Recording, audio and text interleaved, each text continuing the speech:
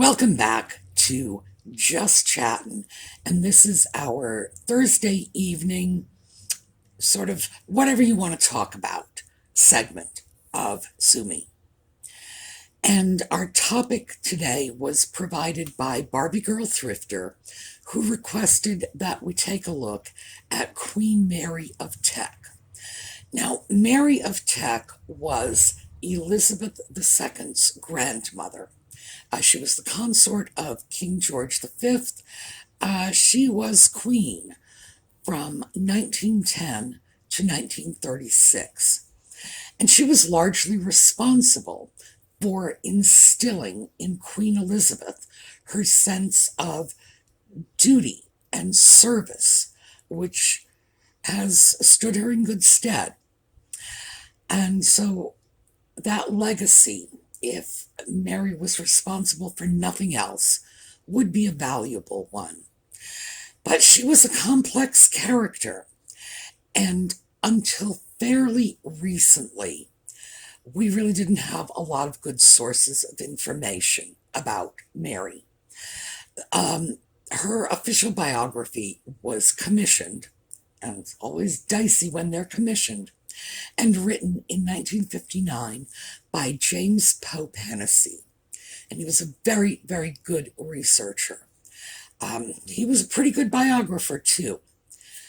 But because this was an official portrait of a recently deceased queen, she passed on in 1953, a lot of the juiciest stuff stayed on the cutting room floor, in a manner of speaking.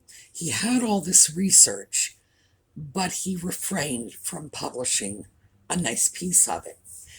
And in fact, those notes and the information from the interviews about Queen Mary were sequestered at his request for 50 years.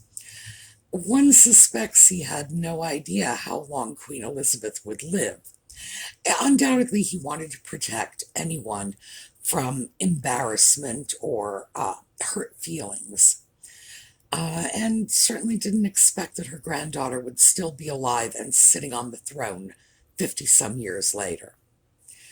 But the information is out now, so we now have, in addition to the standard hagiography that they usually do for a dead queen, we've got the juicy stuff. So, when we come back,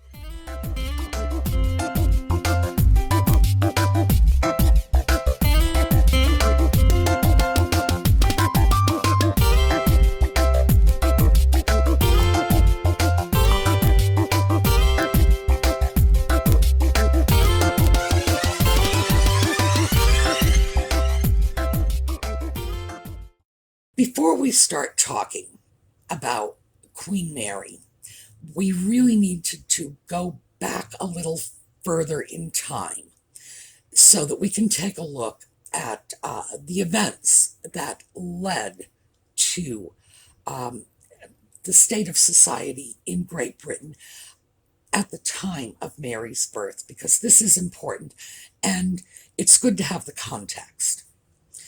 So, really quickly, 1485, Henry VII, Bosworth Field, he becomes king. Yorks are out, Lancasters are in. Henry marries Elizabeth of York, so the war is over and they make the peace. The line of Tudors and subsequently Stuarts, who also descended from Henry VII, became a combination Yorkist-Lancaster line. And as a consequence, they not only ended the war, but they really made the peace going forward. Problem is, the Tudors and Stuarts were not really great breeders. Henry VIII had 3 children, no grandchildren, and this was out of 6 wives. And you would think that, he could have, I realized he was cutting the heads off a lot of them, but in between beheadings, one would have expected more than just 3 kids, and certainly a grandchild or 2. No. So that eventually led to the line passing over to the Stuarts it was a Tudor line for only 3 generations. Stuarts come in, they're not much better at reproducing, and when they do, it's usually in the wrong faith. So by the end of the line, we have 2 sisters, Mary and Anne. And Mary was the elder of the 2, so she would rule before Anne.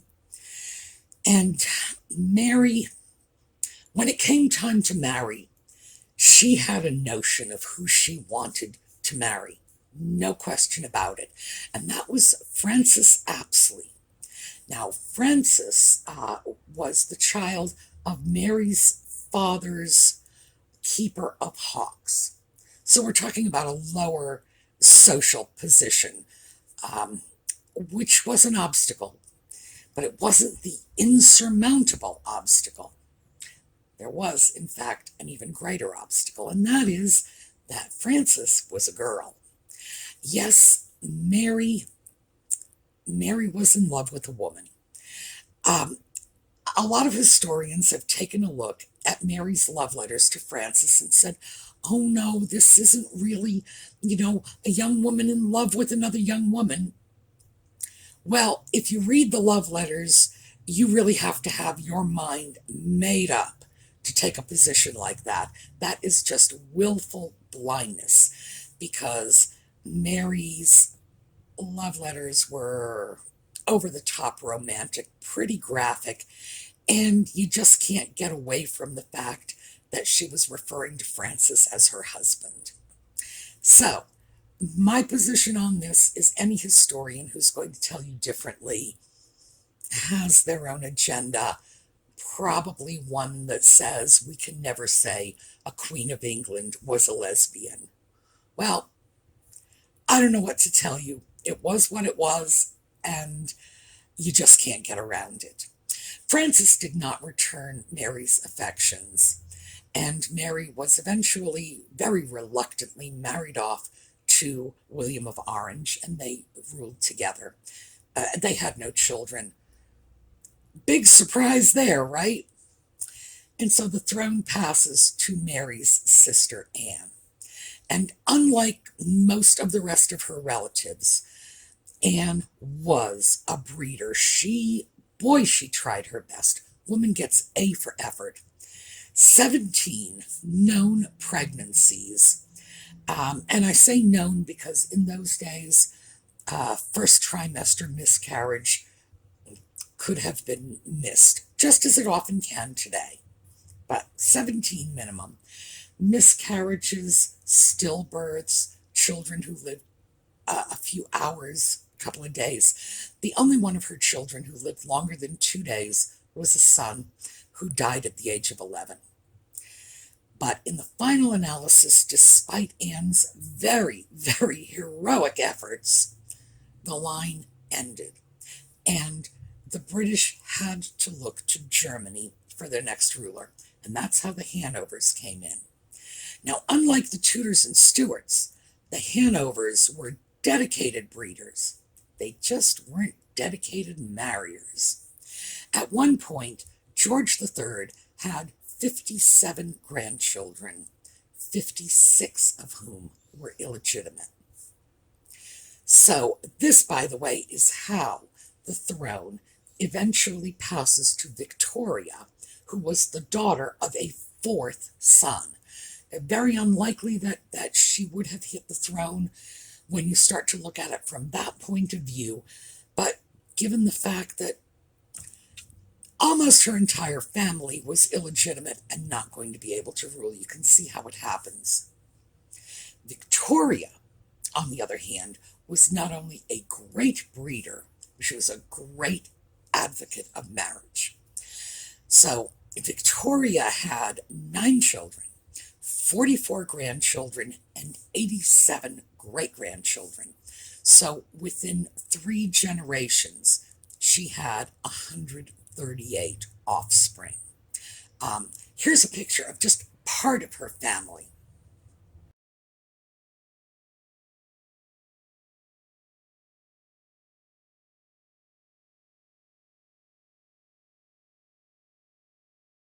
Yeah, huge, huge family.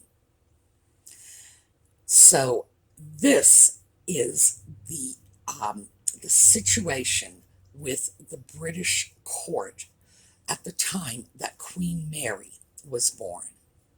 Now, Mary was born a princess of Great Britain. Her mother, Princess Mary Adelaide, was born an English princess. She was the grandchild of George III, one of many, many, many grandchildren. She was a princess. And she was a cousin of Queen Victoria. But Mary was not considered a hot commodity on the marriage market. For one thing, she was virtually penniless, 30 years old, pushing 250 pounds. She was derisively known as Fat Mary. But Victoria basically took pity on her and scrounged her up a husband, going to Germany, which is where they always go to look for their husbands. And she found Count Francis of Hohenstein. Now, Francis was from a morganatic union. In other words, his father had married a woman sufficiently below him in rank that the marriage was, although legal in a civil and religious sense, was not going to result in the children getting titles. And it's not likely they were going to get much money either. Francis, in particular, was penniless. Mary Adelaide was receiving an allowance from Parliament at the time of about £5,000. In today's money, that would be over £500,000, and this is an annual allowance. If we convert it to dollars, it's closer to $750,000. That was her annual allowance. Not bad. Boy, nice work if you can get it. But you can understand why subsequent monarchs have chosen to kind of scale down the royal family, because it gets to be a very costly proposition to be supporting all of these impoverished cousins, especially since they were doing it in some style.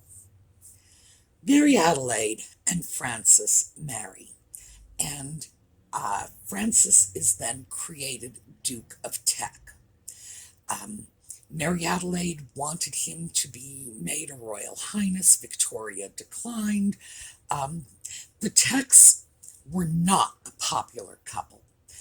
They seem to have been very, very disliked within the royal family. And Mary was, she was gregarious, sort of outgoing, not in a really good way. You get the impression that she was considered somewhat vulgar in general. The rest of the family looked at this couple as people who were not quite out of the top drawer. So, their first child was born in 1867, and they named her Victoria Mary, and she was known as May.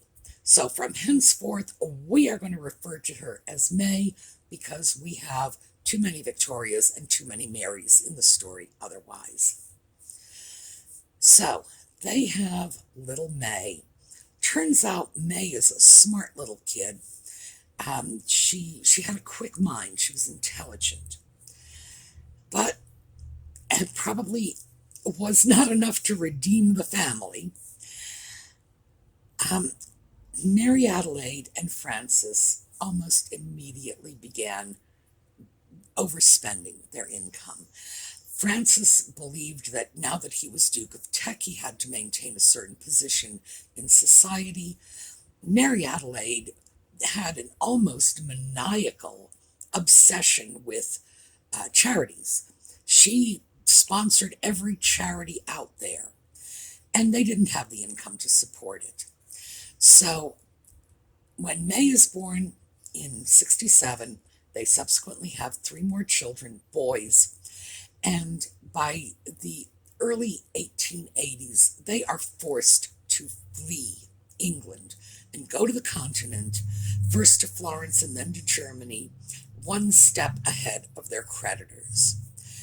At this point, young May is in her teens, certainly old enough to know what was going on. And as we shall see, she was definitely affected by it. This colored her life in some less than positive ways. Families overseas quietly, they come back as May is in her late teens. And May is a debutante presented to society just about the time when Queen Victoria is casting about for marriage mates for her grandchildren. The grandchild in particular she's interested in getting a mate for is Albert Victor. Albert Victor was the firstborn son of the Prince of Wales, who would later be King Edward the Seventh. So Edward the Seventh is the Prince of Wales, and Albert Victor is the Duke of York. That was his title at the time. Victoria really wanted an English princess for him. The problem is, all the English princesses, I mean, you saw a small portion of her family, and that's why I mentioned that, 138 descendants. She really wanted someone who was not one of her own grandchildren. At that time, they did know a little something about marriages between people who were closely related. And in the case of Albert Victor, who was an apathetic moron, they did not need the added deficits that might come along with a consanguineous marriage. So, as it happens, there was a princess who was not a direct descendant of Victoria, who was of the right age and unmarried, only one, and that was May. And May was, she worshipped Queen Victoria. They said that her regard for the monarchy was bordering on reverence. A lot of it was simply, she sucked up to Queen Victoria. May was a smart girl, and she was ambitious, and she was penniless, and she was a princess, and she did what she had to do. So Victoria was very fond of her because May was so deferential to Victoria, and Victoria liked that sort of thing. So Victoria proposes May as the bride for Albert Victor. Given the fact that May was probably the most intelligent member of the royal family at that time, or perhaps even since, and that Albert Victor was probably the dumbest of the lot, this certainly could not have been a good marriage.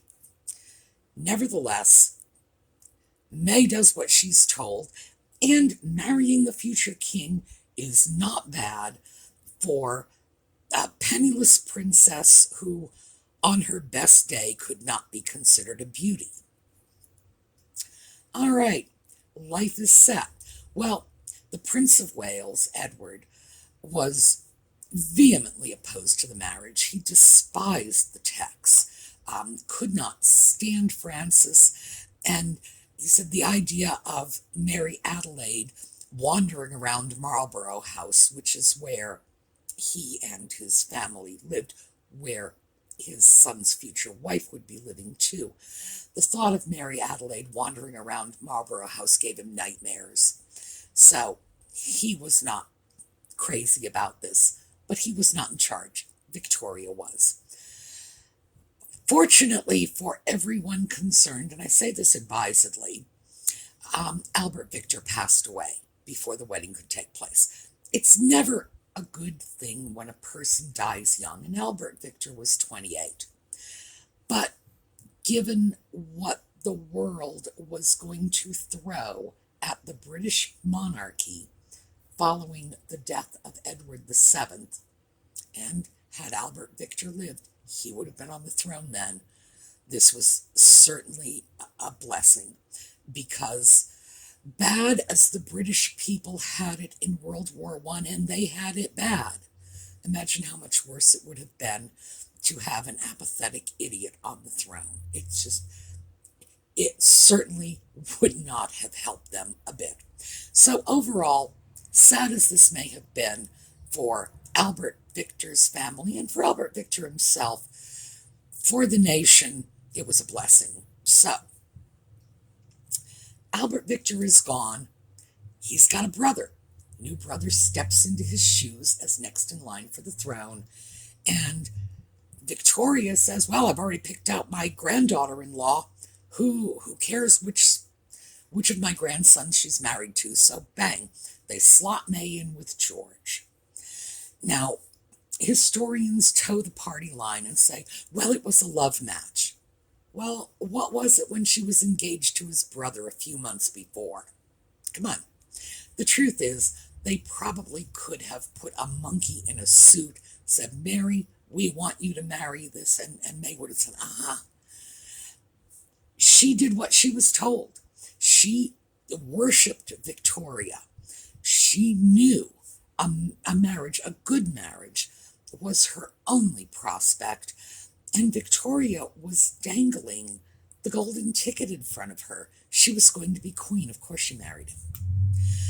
Whether or not they were in love at the time they married, one has to assume they eventually became fond of each other. It just stands to reason. They had 6 children together, and May was a clever woman.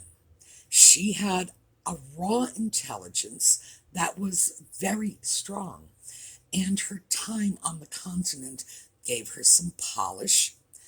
So, yeah, there were some deficits. As I say, on her best day, she wasn't a beauty. And as soon as she married into the royal family, whatever sense of vivacity she may have had very quickly disappeared.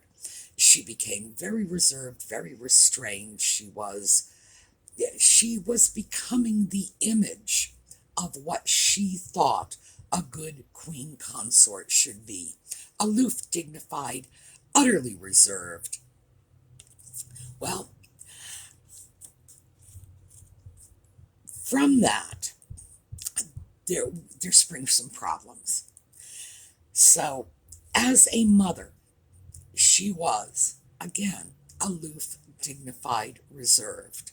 There is absolutely no recollections of her children ever having spent any time alone with her. The children were in the hands of nannies, one of whom abused them for 3 years. And that's how long she was in the employ of the court. 3 years. And the parents, it took them 3 years to figure it out, that their children were being seriously abused.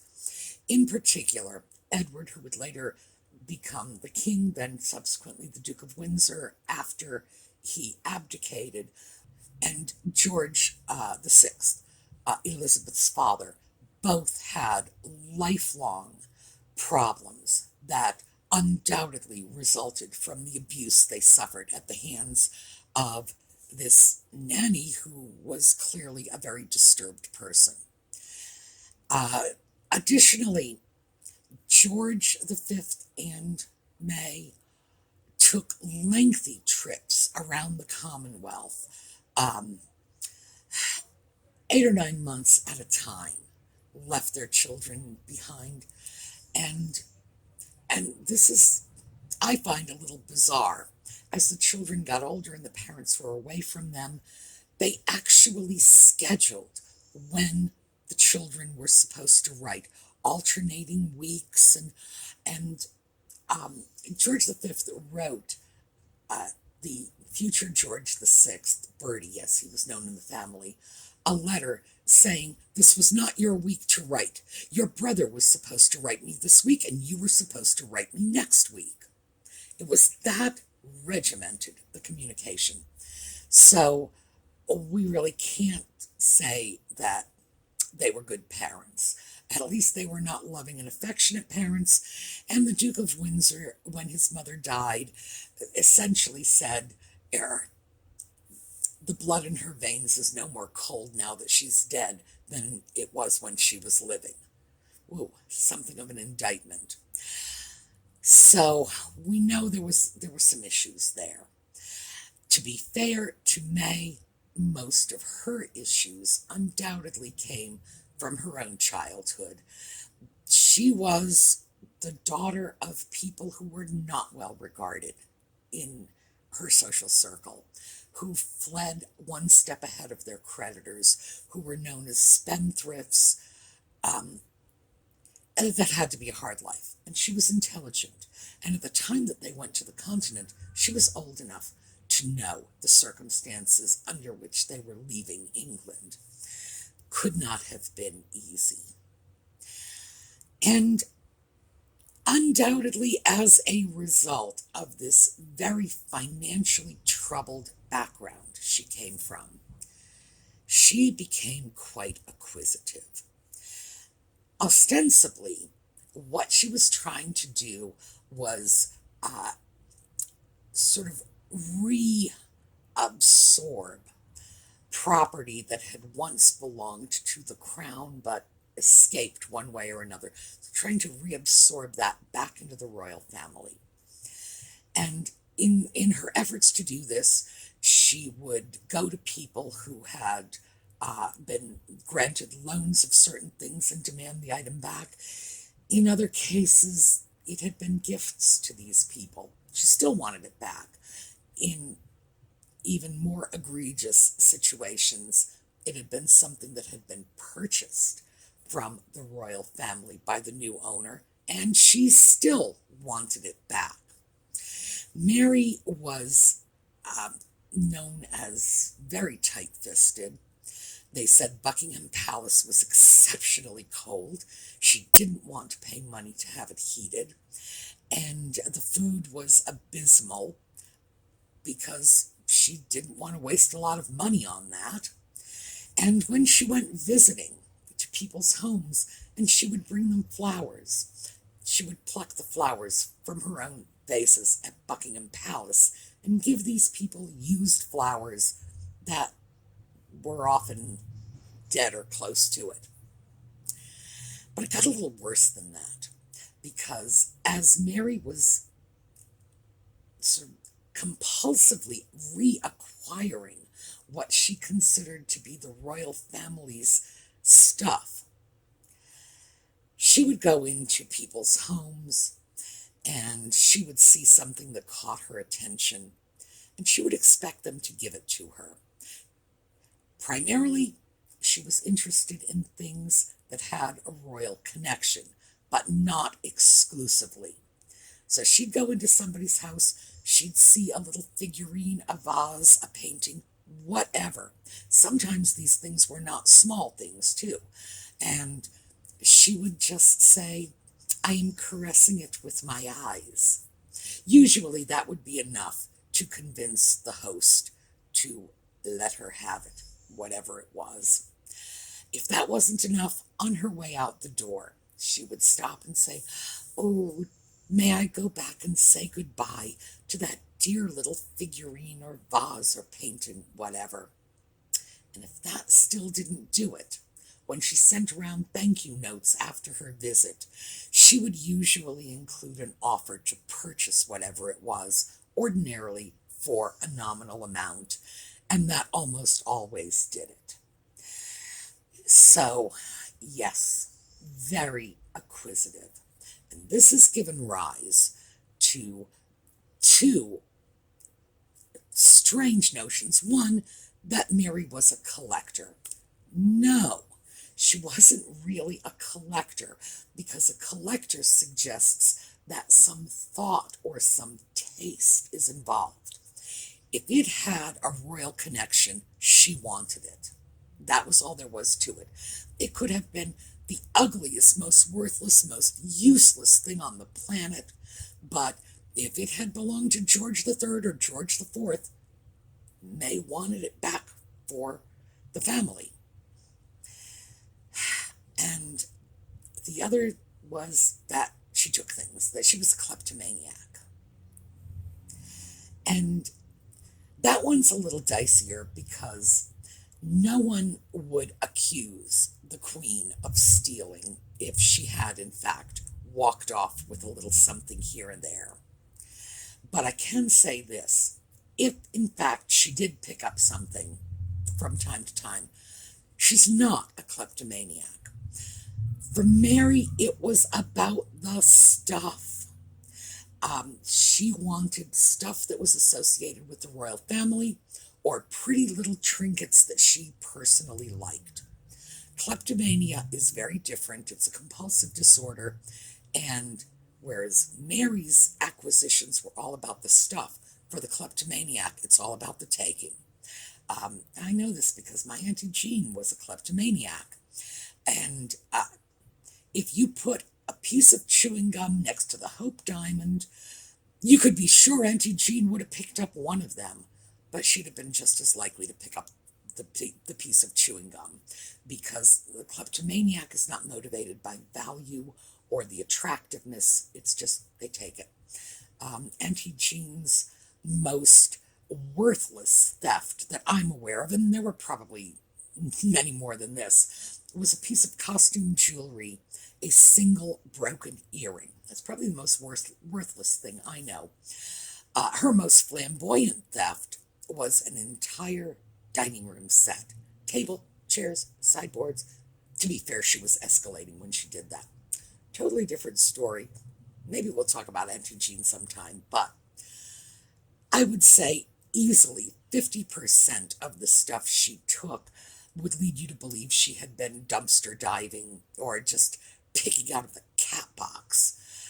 So, was May a kleptomaniac? No. No, she was not. She was all about getting the stuff she wanted. A kleptomaniac takes stuff. They don't even want the stuff they've taken. They bring it home, they'll give it away, they'll throw it away, they'll stick it in a box somewhere. It's a totally different mental process. Nevertheless, what was going on for May was, I would have to say, a rather unattractive trait. And eventually it hit a point where the houses she visited regularly, people would just put away anything they thought she might like prior to her visit, because she was legendary for strong-arming things from people just because she wanted them. But it's abundantly clear where that came from. You know, a young woman growing up amid the affluence and luxury of the royal family. Meanwhile, her family is grossly in debt and, having to run away from their debts. You can see how that would turn someone into a person who later becomes extremely covetous. But there was another factor in Mary's life that led to a very, very unfortunate trait. Mary had a great deal of vanity. This certainly has to go back to the fact that she was the daughter of a woman who was derisively known as Fat Mary. So, here's a picture of May's mom.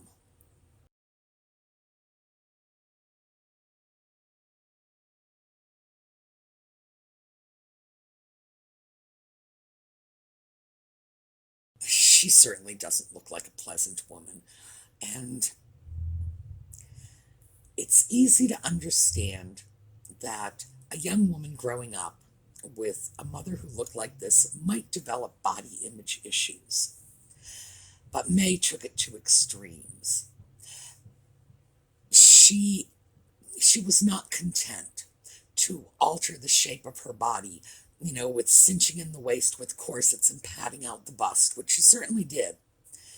She had her photos and portraits, what we would call photoshopped. She would have the photographers and the artists enhance her bust and cinch in her waist, sometimes to utterly ridiculous proportions. So, let me show you some pictures. The first one I want to show you, because we're going to do a whole slide of these.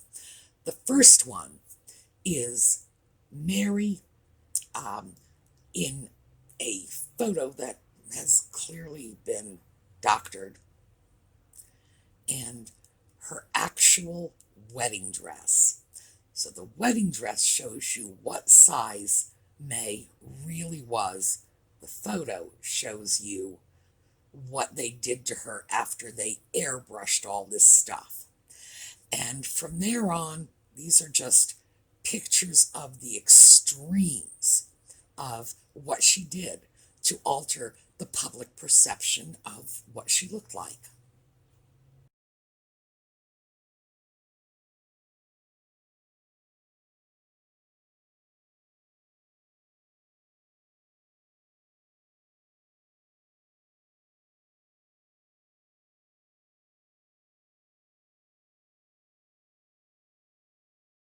That last one is my favorite. She looks like a Barbie doll with that massive bust and that teeny tiny waist.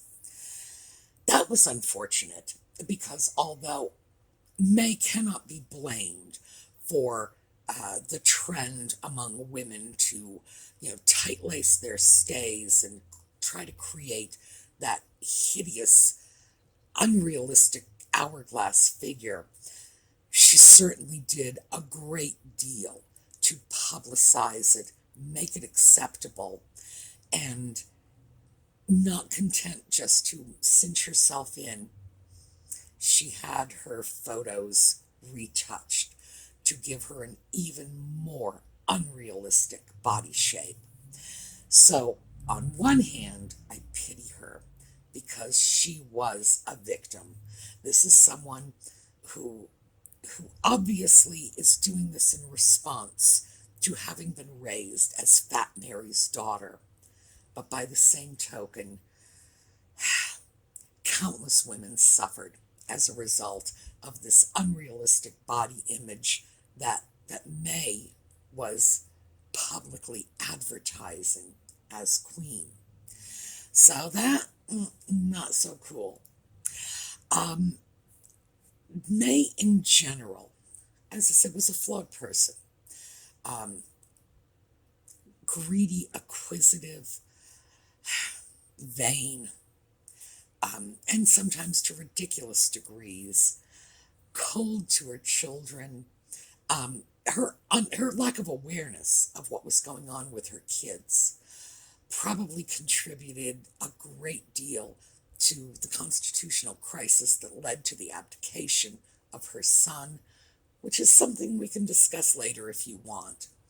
But the fact that the nanny could have been so abusive and no one would be aware of it. There were problems. She was not perfect. But now that we've gone through that, let's just, in conclusion, bring it up to a higher tone. She was queen from 1910 to 1936. That was right through the First World War, through this period in which a lot of European monarchies were toppled, a worldwide economic depression right up to the threshold of World War II. She brought stability. That reserved, straight-laced, traditional image she projected of a no-nonsense ice queen was probably exactly what the British people needed. She counterbalanced that with a lot of charity work, which she picked up from her mother, and the willingness to mix with the lower levels of society, go out, shake hands with the ordinary folk. At a time when monarchies were no longer considered fashionable. May helped to make the British monarchy something stable, desirable. It was like an anchor for a ship in a storm, because that 25-year period of her reign was definitely stormy. So that was the upside. The downside, as I say, she definitely had some issues, most of which trace back to her family. Her father, by the way, died insane. That's not widely reported. Certainly, the official biography didn't say that. But yes, he died insane. And May herself, although she was very fond of her granddaughter Elizabeth, really couldn't stand her granddaughter Margaret. And this is long before Margaret was hanging out with the Rolling Stones, too. So Margaret must have been a naughty little girl. Anyway, the feeling was mutual. Margaret didn't like her any more than May liked Margaret. So that is our quick take on Mary of Teck, and hopefully it'll shed a little light on it for you. All right, I am more than anxious to hear your comments on this and for you to let me know what you want us to tackle next. All right, have a terrific day. I'll see you all tomorrow.